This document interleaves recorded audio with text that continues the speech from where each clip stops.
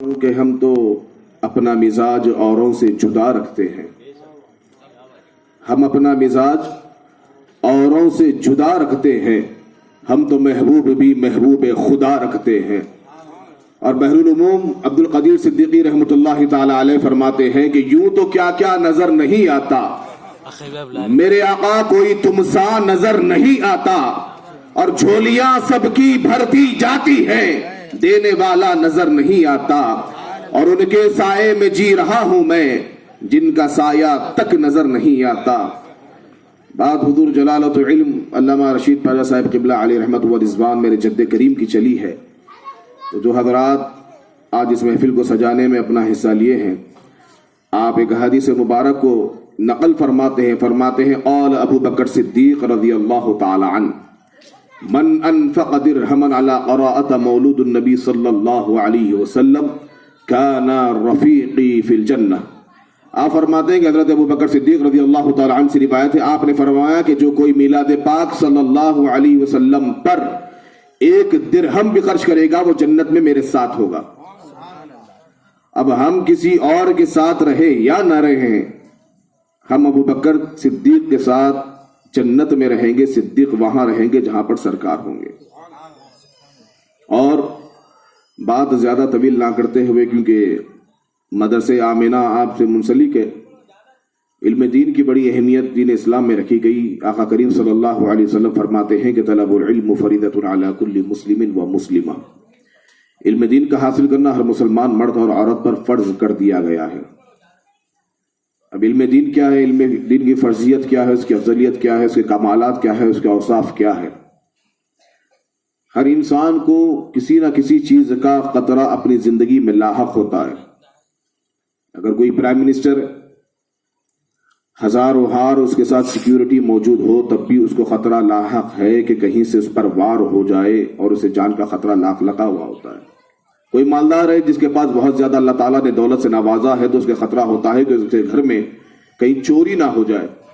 ہر انسان کو کم و بیش کسی نہ کسی چیز کا خطرہ ہوتا ہے، لیکن ہر انسان کو، ہر کلمہ پڑھنے والے یا کلمہ نہیں پڑھنے والے کو، ہر انسان کو ایک چیز کا خوف ہے، وہ چیز ہے موت۔ ہر انسان کو موت کا خطرہ ہے، ڈرتا ہے ہر انسان موت سے، لیکن اسی روئے زمین پر، اسی زمین اور اسی آسمان کے نیچے اللہ کے بندے اور رسول پاک سے محبت رکھنے والے کچھ ایسے لوگ بھی ہیں جن کے بارے میں قرآن فرماتا ہے، جس کے اندر اللہ رب العزت نے ان بندوں کا ذکر کرتے ہوئے فرمایا الا ان اولیاء اللہ لا خوف علیہم ولا هم يحزنون، کہ سنو وہ میرے بندے، وہ میرے محبوبین ہیں جن کو نہ دنیا میں کسی چیز کا خوف ہے نہ کسی چیز کا غم ہے۔ فرمایا انہیں کسی چیز کا خوف نہیں ہوتا، وہ اولیاء کاملین ہیں، وہ صالحین ہیں جن پر اللہ تعالیٰ نے ہر طریقے کے خوف اور غم کو ختم کر دیا۔ اب ہر انسان کو مرنا ہے، جب ہر انسان مرے گا، موت آئے گی، تو موت سے کچھ ایسے لوگ ہیں، کچھ ڈرتے ہیں، کچھ ایسے ہیں جو موت سے محبت کرتے ہیں۔ یہ موت کا ایک فلسفہ میں آپ کے سامنے بیان کروں گا تاکہ بات ختم ہو جائے، 5 منٹ میرے پاس ہے۔ ہر انسان مرتا ہے، موت آتی ہے ہر انسان کو۔ آپ کو ایک فلسفہ سمجھ دیتا ہوں، زندگی ختم ہوتی ہے، موت کا جو سانس کا جو نظام ہے، یہ سانس کا جو آپ کا نظام چل رہا ہے، اگر آپ کے جسم کے اندر جا کر رک جائے اگر آپ کی سانس، تو آپ انسان مردہ، اور سانس جسم کے باہر آئے اور واپس اندر نہ جائے تب انسان مردہ۔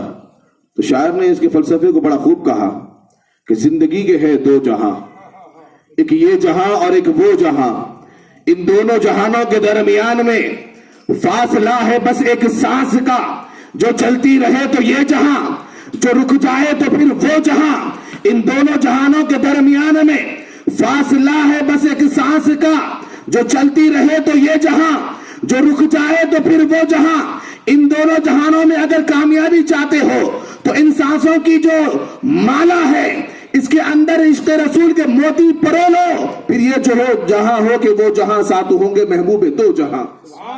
حضور پاک علیہ الصلوۃ والسلام ہمارے ساتھ ہوں گے۔ فرمایا ہر انسان کو موت کا مسئلہ ہے۔ اب آپ دیکھیے، باپ بڑی محنت کر رہا، مشقت کر رہا اولاد کی خاطر، پوچھا گیا بھائی آپ کی اتنی محنت کی وجہ کیا ہے؟ کہا کہ بھائی میرے اولاد کا مستقبل سنور جائے، میری اولاد کامیاب ہو جائے۔ میری ہمیشہ یہ کوشش رہتی ہے جہاں پر بھی میں خطاب کے سلسلے میں جاؤں تو لوگ عشق رسول کے ساتھ ساتھ اپنی زندگی کے اندر کچھ انقلاب بھی لے کر جائیں، کچھ تبدیلی آنا چاہیے ہمارے اندر۔ اب ہم بڑے دعوے کے ساتھ یہ کہتے ہیں کہ میں میرے ماں باپ کا فرما بردار ہوں۔ کتنے فرما بردار ہیں؟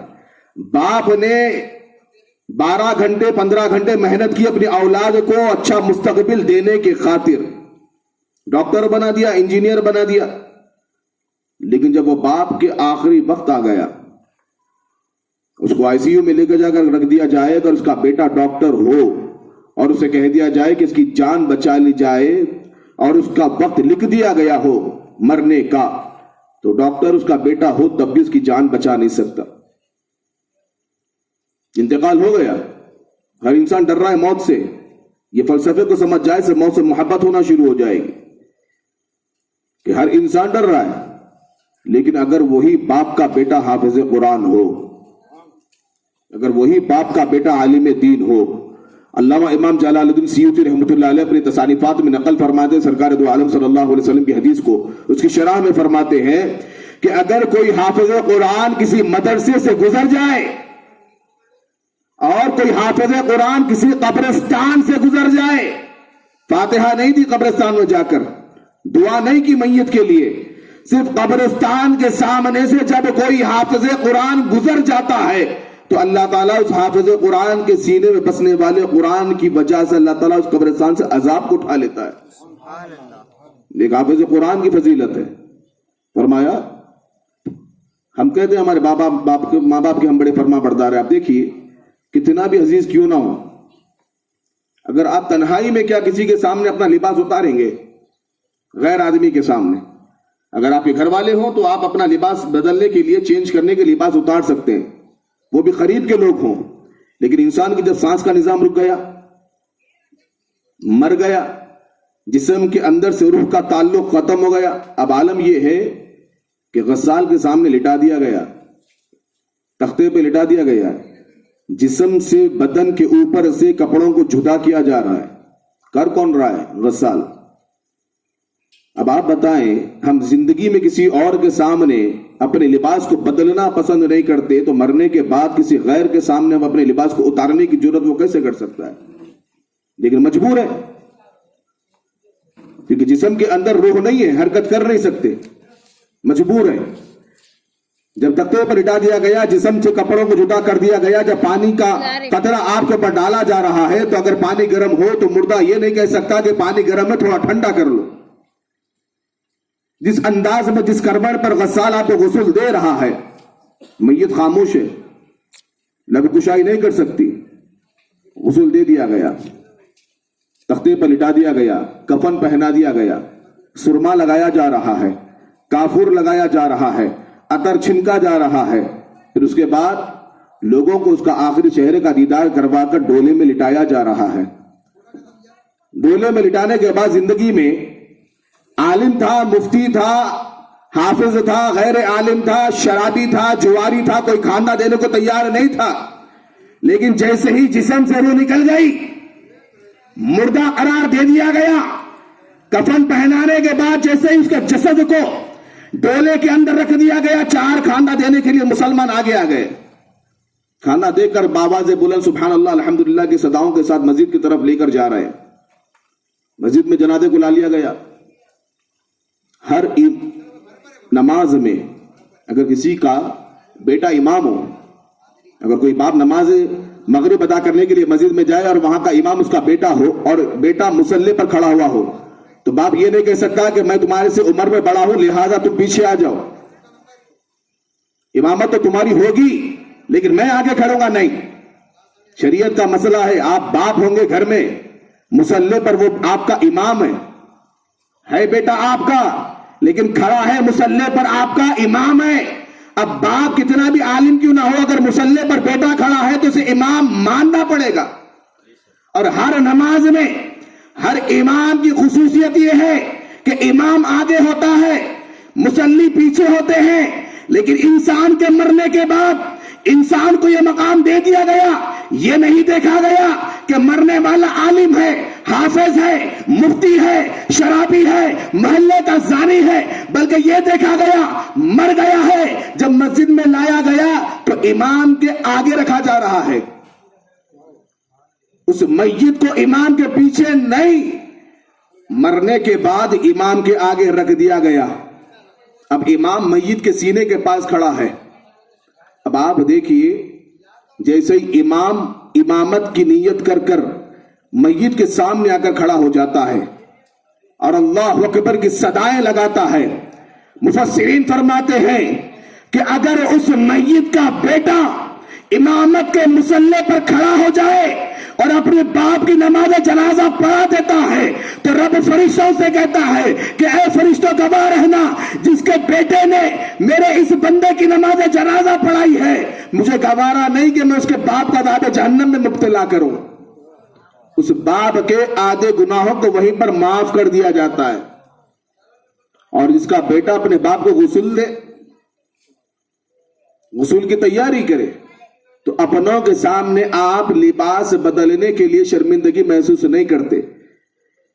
حضرت قبلہ کے پاس ایک خاتون آئی, کہنے لگی کہ حضرت میرا بیٹا ابھی پیدا ہوا, چھوٹا ہے, معصوم ہے, بڑا رو رہا ہے راتوں میں اٹھ کر. تو میرے پیر و مرشد علی رحمت و رضوان نے بڑا خوبصورت جواب دیا, کہا کہ اپنے بیٹے کو کس جانب سلاتی ہو؟ کہا کہ سیدھی جانب. کہا کہ نہیں, اپنے بیٹے کو بائیں جانب سلایا کرو. مشورہ دیا, وہ خاتون گئی, اپنے بیٹے کو بائیں جانب سلانے لگی. ایک ہفتے کے بعد آ کر کہنے لگی کہ حضرت جو مشورہ آپ نے دیا تھا میں عمل کر رہی ہوں, میرا بیٹا اب راتوں میں اٹھ کر روتا نہیں. کون سا وظیفہ پڑھا تھا آپ نے, کون سا نیمبو دیا تھا, کون سا ناریل دیا تھا آپ نے, جس کی وجہ سے جو ہے میرا بیٹا جو ہے بائیں کروٹ پر سونے لگ گیا؟ حضرت نے کہا کوئی نیمبو نہیں, کوئی ناریل نہیں, کوئی اگربتی نہیں. مسئلہ یہ ہے کہ جب کوئی بچہ اپنی ماں کی شکم میں ہوتا ہے تو وہ اپنی ماں کی پیٹ کے اندر اپنی ماں کی دل کی دھڑکن کی آواز کو سنتے رہتا ہے. جیسے ہی وہ ماں کی شکم سے باہر آیا, وہ اپنے آپ کو ایک نئی دنیا میں دیکھتا ہے اور بے چین و بے قرار ہوتا ہے اور اپنے آپ کو لوگوں کے ہاتھوں میں محفوظ محسوس نہیں کرتا, بے چین ہو کر رونے لگتا ہے. جب ماں اسے بائیں جانب سلانے لگتی ہے, سلاتی ہے, تو ماں کی دل کی دھڑکن وہ بچہ سنتا ہے اور اپنے آپ کو محفوظ محسوس کرتا ہے. حضرت نے کہا کہ اپنی بائیں جانب سلاتے رہو. ایک بیٹا جو بھی بول نہیں سکتا, وہ بیٹے کی کیفیت کا عالم یہ ہے کہ ماں کی دھڑکن سن کر اپنے آپ کو محفوظ محسوس کر رہا ہے. تو ذرا غور و فکر و تصور کریں کہ جب باپ کے جسم سے روح جدا ہوگی, باپ بے یار و مددگار جب چکلے پر پڑا ہوگا, جب اس کا بیٹا غسل دینے کے لیے جب اس کے جسم پر ہاتھ لگائے گا تو بیٹا باپ سمجھ جائے گا کہ یہ کوئی اور نہیں بلکہ میرا ہی خون ہے. خون خون کو پہچانتا ہے. لیٹا ہے باپ, غسل دینے کی تیاری کر رہا ہے بیٹا, تو باپ کہتا ہے کہ میں اپنے آپ کو محفوظ محسوس کر رہا ہوں. یہ کیفیت ہوتی ہے مردے کی. جب بیٹا غسل دیتا ہے, نماز جنازہ پڑھاتا ہے, تو آپ نے کبھی دیکھا ہے کہ کبھی کسی کے گھر میں انتقال ہو جائے تو کوئی پھول کا ہار لے کر جاتا؟ اگر لے کر چلا جائے تو لوگ کہیں گے بیوقوف ہے یار, ان کے گھر میں ماتم کا عالم ہے, مر گیا ہے, کسی کا انتقال ہو گیا ہے, آپ پھول لے کر جا رہے ہیں. پھول لے کر جانا یہ خوشی کی علامت ہوتی ہے, لیکن معاملہ تو یہاں پر غم کا ہے. لیکن اہل سنت و جماعت کے نزدیک جب کسی میت کی نماز جنازہ پڑھا دی گئی تو مسجد کے اندر اب میت کو پھول کا ہار نہیں بلکہ پھولوں کی چادر چڑھائی جا رہی ہے. پھول کا ہار نہیں بلکہ پوری چادر چڑھائی جا رہی ہے. پوچھا گیا کہ بھائی ماتم کا معاملہ ہے, غم کا معاملہ ہے, انسان تو مر گیا, یہ پھول پیش کرنے کی وجہ کیا ہے؟ جواب یہ ملا, مر گیا ہے لیکن مرنے کے بعد زندگی میں کبھی سرکار کا دیدار نہیں کیا, مرنے کے بعد جب قبر میں جائے گا تو سرکار کا دیدار کرنے والا ہے, اسی لیے اس کے اوپر پھول پیش کیے جا رہے ہیں. سبحان اللہ, سبحان اللہ. زندگی میں کبھی سرکار کا دیدار نہیں ہوا, تڑپتے رہا رات بھر, کروٹیں بدلتے رہا, لیکن موت ایک مسیحا ایسا بن کر آئی کہ اس کو رسول پاک کا دیدار کروا دیا. مرنے والوں کو سجا رہے نا بھائی, سرما لگا رہے ہیں آنکھوں میں, کافور لگا رہے ہیں ہاتھوں میں, عطر چھنک رہے ہیں, سینے پر عبیر ڈال رہے ہیں, سفید لباس جو سرکار کا پسندیدہ لباس ہے پہنایا گیا, اتنا بڑا مقام دے دیا گیا کہ امام کے آگے اسے رکھ دیا گیا, قبر میں بڑی زینت و شان و شوکت کے ساتھ اسے قبر میں اتارا جا رہا ہے. उतारने के बाद ऐसे नहीं छोड़ दिए, क्या करें? जो सराहने की गीठी थी खोल दिए, जो पैथी की गीठी थी खोल दिए। पूछा गया हजरत कफन है ना, पत्थर लगा देना है, मट्टी डाल देना, ये गीठी खोलने की वजह क्या है? ये कफन की गीठी क्यों खोली जा रही, कभी गौर और फिक्र किया? जब तहकीक में गए तो बात पता चली कि जब आशिक की कब्र में सरकार तशरीफ लाएंगे तो बुखारी शरीफ की रिवायत है, फरमाया गया कि मैयत को उठाया जाएगा, जब आशिक की नजर सरकार के चेहरे पर पड़ेगी, जिस तरीके से जिंदगी में सलाम पर उठा करता था, मरने के बाद उठ जाएगा। यही वजह है कि गीठी खोली जा रही है। हम कभी गौर और फिक्र नहीं करते। हम कब्रिस्तान भी जाते हैं तो वहां पर दुनियावी गुफ्तगू में मशगूल, यही नहीं देखते कि ये कब्र वो है जहां पर सरकार का चेहरा दिखाया जाने वाला है। मैयत को पूछा जाएगा, मन रब्बुका मा दीनुका मा कुंत तक़ूलु फी हक़्क़ि हाज़ा रजुल मुहम्मदा, बता इस जात के बारे में तू क्या कहा करता था दुनिया में? अच्छा रहा, आमाल अच्छे रहे, अकीदा अच्छा रहा, सरकार के बारे में जवाब दे दिया, कामयाब हो गया। फरिश्ते फरमाएंगे सो जा, इस तरीके से जिस तरीके से पहली रात की दुल्हन सोया करती है। हम हमारे माँ बाप को उजरत देना चाहते हैं, हम हमारे माँ बाप की अगर खिदमत करना चाहते हैं, हम हमारे माँ बाप का सरफरोग करना चाहते हैं। मेरे आका ने फरमाया मैदान महशर में जहां पर हर कोई नफ्सा नफ्सी के आलम में होगा, हर किसी को अपने नामे अमाल का हिसाब और किताब की फिक्र होगी, कुछ ऐसे लोग होंगे जिनके सरों के ऊपर नूरानी ताज सजे होंगे, नूरानी ताज वाले होंगे। फरिश्ते कहेंगे ये कौन है, और अहले महशर कहेंगे ये कौन लोग हैं? क्या ये अल्लाह के वली है? खूब इबादतें करने के बाद हो सकता है कि इनके ऊपर, इनके सरों के ऊपर नूरानी ताज को सजा दिया गया।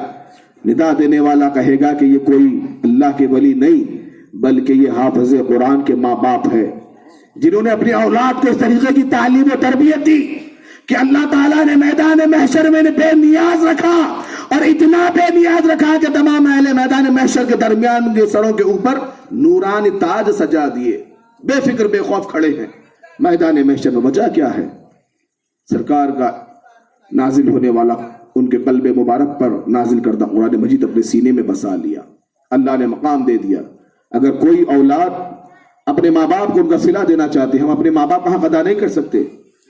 हजरत बायजीद बुस्तामी रहमतुल्लाह अलैह ने 70 हज करवाए अपनी माँ को कांधों पर बिठाकर पैदल, कोई मामूली जात नहीं है। बायजीद बुस्तामी 70 हज करवाने के बाद काबतुल्लाह में पूछे, मौला क्या मैंने अपनी माँ का हक अदा कर दिया? जवाब दिया, नहीं।